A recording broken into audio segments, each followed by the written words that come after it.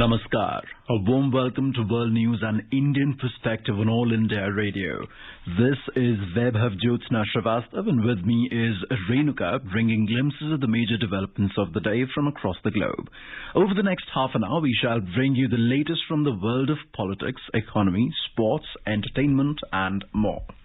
The headlines. India bans 54 Chinese apps posing threat to national security. External Affairs Minister Dr. S. Jaishankar says India and Philippines are entering in a new phase of bilateral partnership. United Nations says worsening humanitarian situation in Afghanistan has left over 20 million people in need of assistance. ISRO successfully launches Earth Observation Satellite EOS-04 along with two other satellites. Prime Minister Narendra Modi congratulates Indian space scientists. India remembers martyrs of Pulvama terror attack. And in women's cricket, second ODI between India and New Zealand to be played at Queenstown in New Zealand on Tuesday.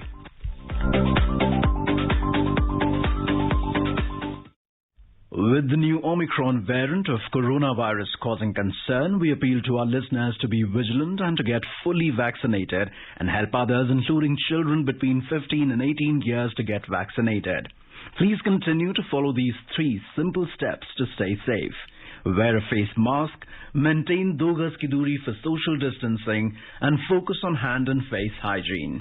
For any COVID-related information and guidance, contact national helpline numbers 011-2397-8046 and 1075.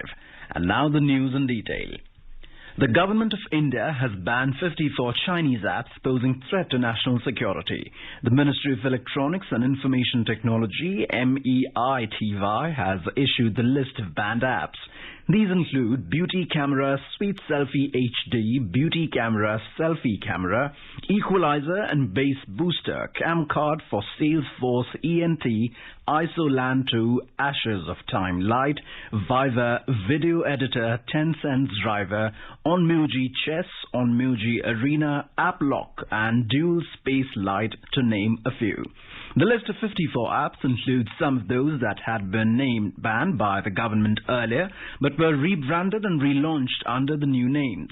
Upon official confirmation and after establishing the country of origin, orders have once again been issued to ban the apps. Several of these apps have been known to either run malicious software or directly send user information to China-based data centers without user consent. And now in today's Hotspot section, we bring you a discussion on banning of the Chinese apps by Indian government. In conversation are Atul Aneja, international affairs expert, and Manas Pratim Bhuyan, journalist. Mr. Aneja, in yet another clear message to China in the midst of the lingering Eastern Ladakh border row, India on Monday blocked 54 apps with Chinese links, including a Nice Video Baidu and Viva Video Editor, over security and privacy concerns. The apps were allegedly obtaining sensitive user data, and the data were being reportedly transmitted to servers located in a hostile country. So according to people familiar with the action, the banned apps were allegedly engaged in activities prejudicial to the sovereignty and integrity of India, and that way were also kind of posing serious security threat to the country. So how do you see the new action by the IT ministry to ban the 54 apps having links with China? Manas, it's very clear now that the relationship with China continues to remain frozen. And essentially, it has remained that way since the Galwan incident of June 15, 2020. At that time, I think the message which went from India was that we cannot delink the border issue from the economic ties with China. Earlier, the two had been delinked before this incident, which meant that the economic track continued while we had a border dispute. But that equation was changed in June 15th, 2020 with the Galwan incident and the casualties that it has caused. I think we have remained consistent with that position in the sense that we want the Chinese to restore the status quo ante, which is that the troops should pull back to positions where they were before May 2020. So while we have had negotiations with the Chinese on the border, and except for one area, the status quo ante has not been restored. And I think the Chinese have been pushing us to say that, to delink the two, that even if the status quo ante is not restored, that we should continue on the economic track. I think the message from India has been consistent since June 15, that it cannot be business as usual, and that the security concerns at the border and broader security concerns cannot be delinked. We can't have the commercial and the economic track going on the high-tech domain. And that message, Manas, has been reinforced again by this action by India of banning this, I think, 54 apps which have a Chinese lineage. So that's where we are. The Chinese should get the message. And more than anything else, the action has to come on the borders and the status quo ante is restored. Once that is done, I think then we can move into a new horizon. So apart from the broader issue of the border, including the situation in the Eastern Ladakh sector, don't you think these apps were illegally actually collecting data, and those data were actually transmitted to a hostile country, actually threatening India's national security? Because this is the fourth time India banned apps. Actually, in June 2020, government had banned 59 apps with Chinese links, including hugely popular TikTok and UZ browsers. Then after banning 59 apps, the government banned 47 more Chinese apps in 2020, actually, that were clones of various apps that were blocked earlier. Then again in September 2020, the government blocked 118 more mobile applications, including the popular gaming app PUBG. So how do you see these Chinese apps collecting data from India and attempting to misuse the data collected by these apps, which could actually, in fact, be detrimental to India's national security? So how do you see the threats by Chinese apps operating in India? Manas, the next countries behave with each other. I mean, the next element which will define a nation-to-nation relationship is data and who gets access to data. And then you have these analytics which will churn out the data and then can use it for various reasons, for various goals. And what happens is when you are into this gaming, when our young people, let's say, are involved in using these apps, gaming or otherwise, they are transmitting a lot of data about themselves, which is getting locked up in servers or in clouds in China. Now, that as a result, China has raw data of behavioral patterns of Indian people. And once you realize their behavior patterns, their likes and dislikes, the way they will react in certain situations, that data can be misused and can be, when churned out and analyzed, that is, the big data is analyzed into concrete information, that can target our people. And during the time of hostilities or during tensions, it can be used as a tool for subversion of manipulating behavior of our people. So that is the problem of data flowing from India on a mass scale to servers in China or in cloud in China. And unless we have a friendly relationship and trust with the country which is harvesting this data, I don't think we can stay secure. And I think we are waking up to this, that the wars which are being fought at various levels. It's not just a military conflict, but they are societal conflicts as well. And data is the feedstock which can be used and manipulated to fight this war. That is the information war. And to exploit vulnerabilities of people, because you have the data which shows their behavioral pattern. So I think we need to wake up to this, and I'm glad that the government of India has woken up to this, that we cannot have this huge amount of data going into China, which the Chinese, given their investments in big data, analytics, artificial intelligence, I think there is a very grave danger that if the hostilities with China remain the way they are right now and do not disappear, that this data can be misused. So I'm glad that there is a halt to this right now. And unless there's a turnaround and the ball for that is entirely in China's court, I don't see how this can be eased anytime soon. Right. So this latest action actually came days after India announced diplomatic boycott of the opening and closing ceremonies of the Winter Olympics that began a few days back in Beijing after China picked up a regimental commander involved in the Galwan Valley incidents as an Olympic torchbearer. So India's reaction was pretty tough and strong. So how do you see these developments actually, in fact, India announcing diplomatic boycott of the opening and closing ceremonies of Winter Olympics, and days later India comes out with a decision to ban these Chinese apps? Do you see a clear affirmative assertive action by the government of India to Chinese activities in a way and escalating the cost basically about what China has been doing, indulging in double standards. So how do you see the overall signaling from New Delhi to Beijing, and how do you see the overall bilateral ties going forward? As you rightly said, India has very clearly and categorically asserted that bilateral ties cannot move forward without the resolution of the border row. So what is your overall analysis about the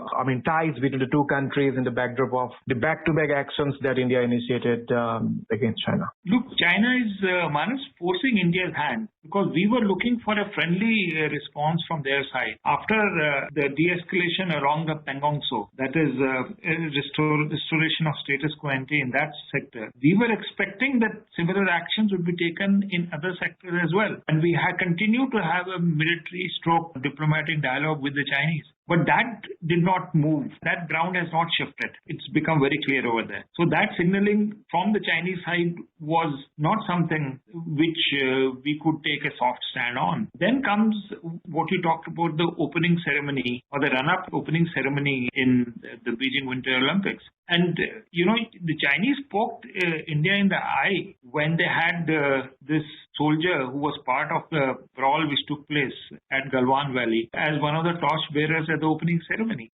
So that was symbolically clearly a hostile and a very confrontational act from the Chinese side. I'm glad that the government of India took notice of that and boycotted the opening and the closing ceremony, the decision to do that. So I don't see the Chinese, giving any signal which will turn around the present tensions between the two countries. And as a result of that, it is snowballing again into other sort of radials, such as the banning of the apps which is taking place. So the ball is entirely, Manas, in China's court, that if it has to change the situation, then it has to focus and abide by India's basic demand, and which is a fair demand, of restoring the status quo ante at the border. You can't wriggle around that. And the Chinese are trying to wriggle around that, but that's not possible. I think we are absolutely clear and firm on that, and that there will be no compromise. And sooner the Chinese get that message, the better it is. Otherwise, we are going to see the two countries going in very different and opposite directions. And the Chinese will be forcing India, which wants to maintain strategic autonomy and will maintain strategic autonomy, but then there will be compulsions on us to move closer to the Quad countries, and that's not something which we want to. But if the Chinese force our hand, then we have to prepare for a worse situation, and that would mean picking up new new partners in the military and in the supply chain economic domain. It will be engaging with the West and as well as with the Russians as well, because the Russians are quite unhappy with the Chinese moves which are taking place in Central Asia. So I think that the Chinese, if they don't get the message, then India will be forced to take actions which will not look pretty for the Chinese. And I think better sense should prevail sooner than later. You very importantly actually mentioned the Quad and the possible role that Quad can play. So definitely, in fact, Quad has emerged as a very, very important and strong platform to deal with. Thank you, Mr. Aneja, for your detailed perspective about blocking of 54 apps with Chinese links by the government of India, as well as the kind of security challenge that India has been facing in the region. Thank you so very much for your detailed overview. You're very welcome, Manas. Thank you.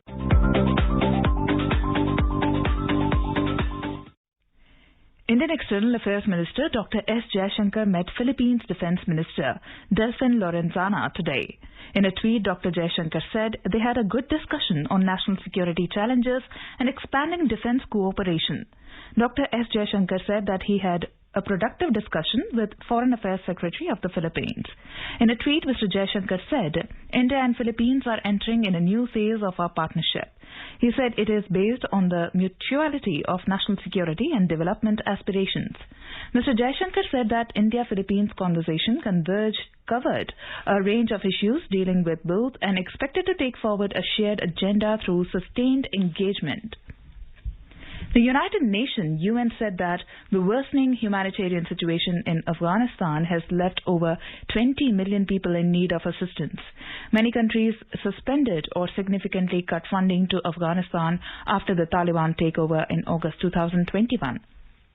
Last month, the UN launched what it said was the largest ever appeal for a single country, asking for $4.4 billion in funding. Prior to the overthrow of the government last year, about 80% of its budget came from external aid. However, most of this aid was suspended once the Taliban took power, and financial assets, nearly $10 billion, were frozen by foreign governments and institutions. This is All India Radio giving you the news. For quick news updates round the clock, follow us on Twitter at AIR News Alerts.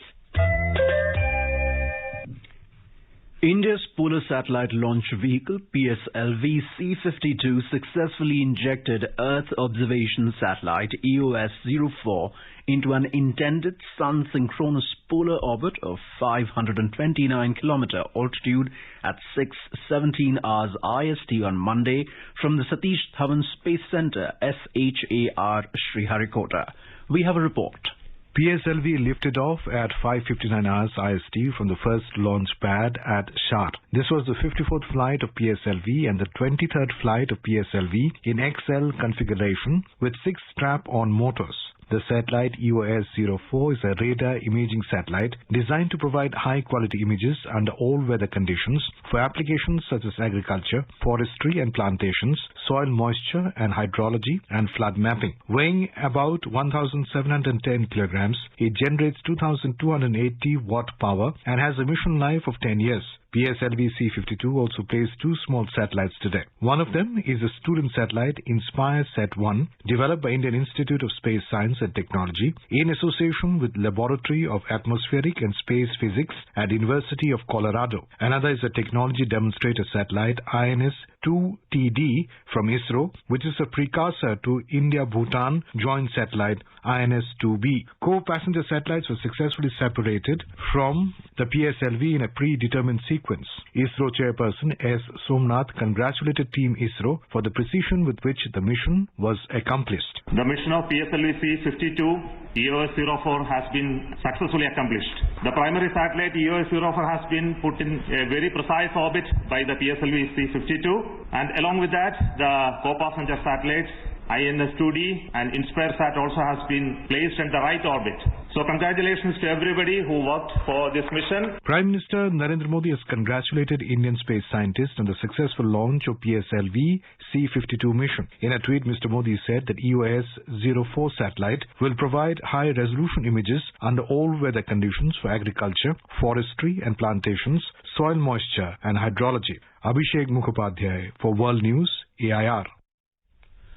India is remembering the martyrs of Pulvama attack who made supreme sacrifice in a dastardly terrorist attack on this day in the year 2019.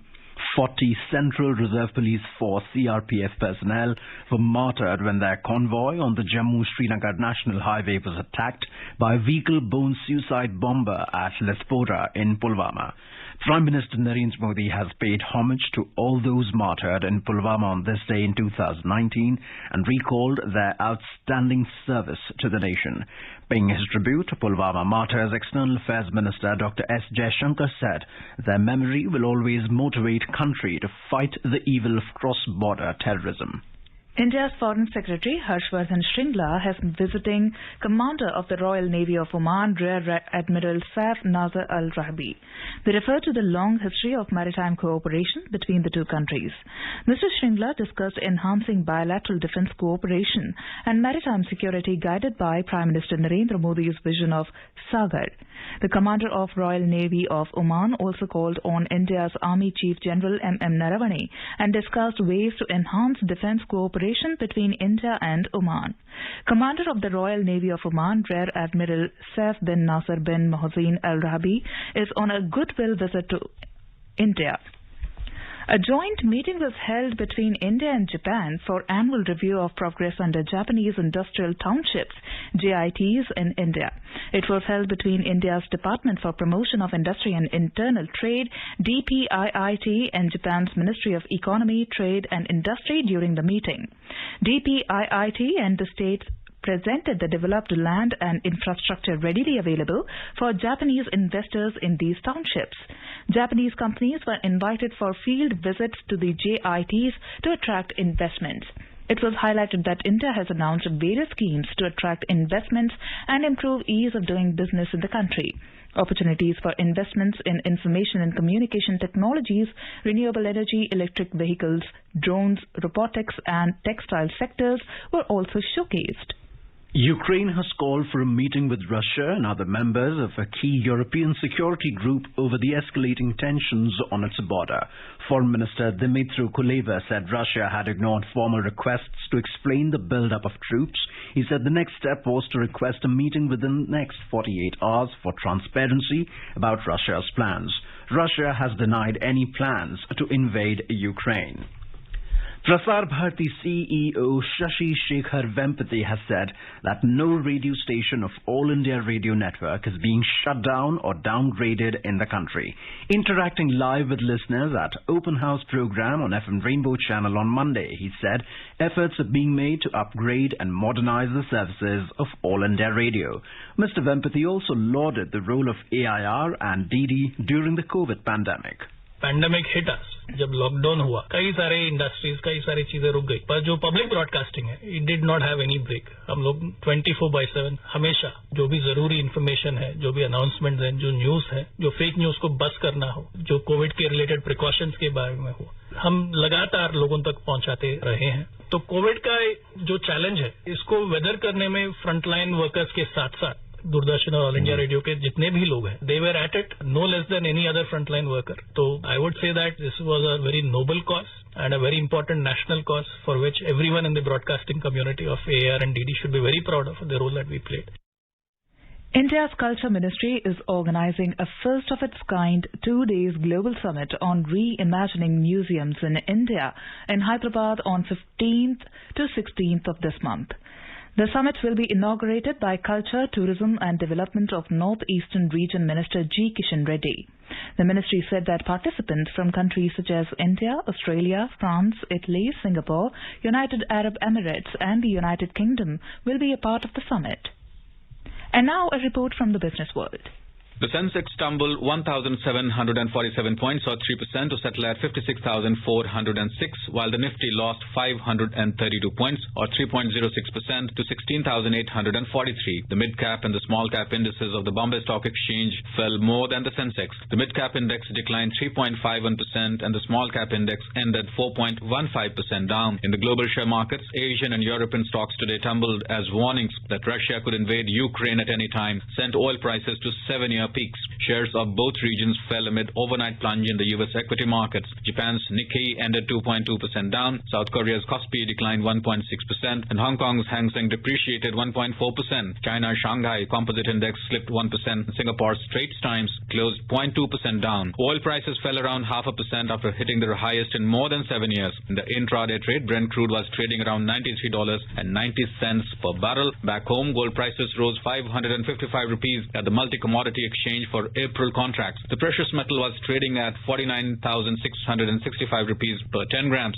Silver prices also climbed 1,100 rupees to 64,090 rupees per kilogram for March contracts when reports last came in. And in the forex market, the rupee weakened 22 paise against the US dollar. Trade beyond 75 rupees and 50 paise per dollar mark. The domestic unit closed at 75 rupees and 60 paise against the American currency. Nishit Kumar for World News, All India Radio. In women's cricket, India will take on New Zealand in the second ODI at John Davies Oval, Queenstown in New Zealand on Tuesday. In the first ODI, New Zealand defeated India by 62 runs in Queenstown. The 5-match ODI series will provide the visitors valuable preparation for the ICC World Cup, which will also be played in New Zealand from the 4th of March. Now let us take a look at the major developments around the world as reported in the foreign press. Let us take a look at what made the headlines in Nepal. New York Times writes that the Chief Justice of Nepal's Supreme Court was suspended on Sunday after lawmakers voted to impeach him on accusations that he removed the former Prime Minister and reinstated Parliament in exchange for political jobs for relatives. According to the Himalayan Times, the motion of impeachment has been filed against the Supreme Court Chief Justice Jolendra Shamsher Rana. The Himalayan Times reports that the chairperson of the CPN Unified Socialist, Madhav Kumar Nepal, has reiterated that the US government's Millennium Challenge Cooperation Compact could not be ratified in its present form. The Khabar Hub headline reads, Nepali migrant workers have been stranded in Dubai. The Kathmandu Post writes that the much-awaited Kurta-Jayanagar railway service conducted a test run on Sunday. Now let's take a look at the press reports on China. India Today headlines read, Taming the Dragon, government bans 54 Chinese apps posing threat to national security, say sources. It says that Indian government has banned 54 Chinese apps posing threat to national security. SCMP reported the United States government set off alarms in Beijing with last week's addition of Chinese entities to an export watch list as the move tightened the stranglehold on China's technological supply chain by hitting at its most vulnerable parts. Nikkei Asia carried an opinion piece by U.S. Senator Marco Rubio saying that in addition to Chinese Communist Party's horrific human rights abuses within China, modern-day slavery, ongoing genocide of Uyghur Muslims and other ethnic groups in Xinjiang, assaults on freedom of religion and the press, the party is also successfully exporting its abusive authoritarian practices across the globe through CCP's Belt and Road Initiative BRI projects. Across much of the globe, Chinese companies working on BRI projects are committing labor abuses on a large scale. The majority of these allegations came from Southeast Asia, Sub-Saharan Africa and Latin America, but there were complaints from South Asia and Middle East too. Al Jazeera reports U.S. Secretary of State Antony Blinken has confirmed the United States plans to open an embassy in the South Pacific nation of Solomon Islands in an effort to counter China's influence in the politically troubled Pacific Islands. The Sydney Morning Herald writes that India has taken sides with Australia against China's policy of using trade bans as a political punishment.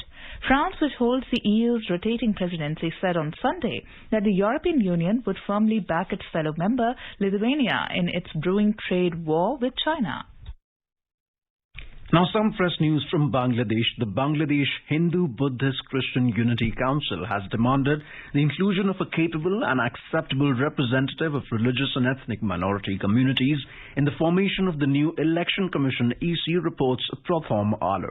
Export earnings from the technology sector in Bangladesh has exceeded $1.3 billion, said the State's Minister for Information and Communication Technology, ICT Division, Zunaid Ahmed Palak, reports BSS.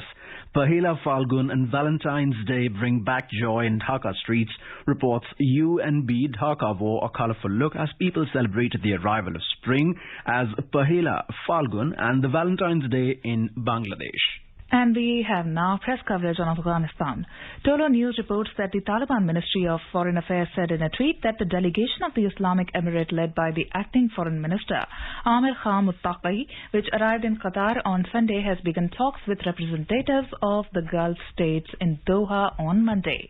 The Khama press writes that an open letter written to the US President Joe Biden on behalf of 4,000 Afghan women and signed by 100 women reads that they condole with the people of America, but the money belongs to Afghan people and should not be given to others. Bakhtar News Agency headline reads, $2 billion of Afghanistan frozen asset is national traders' money. And now a quick look at the headlines once again. India bans 54 Chinese apps posing threat to national security. External Affairs Minister Dr. S. Jaishankar says India and Philippines are entering in a new phase of bilateral partnership. United Nations says worsening humanitarian situation in Afghanistan has left over 20 million people in need of assistance. ISRO successfully launches Earth observation satellite EOS-04 along with 2 other satellites. Prime Minister Narendra Modi congratulates Indian space scientists. India remembers Martyrs of Pulvama terror attack. And in women's cricket, second ODI between India and New Zealand to be played at Queenstown in New Zealand on Tuesday. And now, before we end, let us listen to Mahatma Gandhi's favorite bhajan, Vaishnava Jan, by artists from Germany. Vaishnava Janata,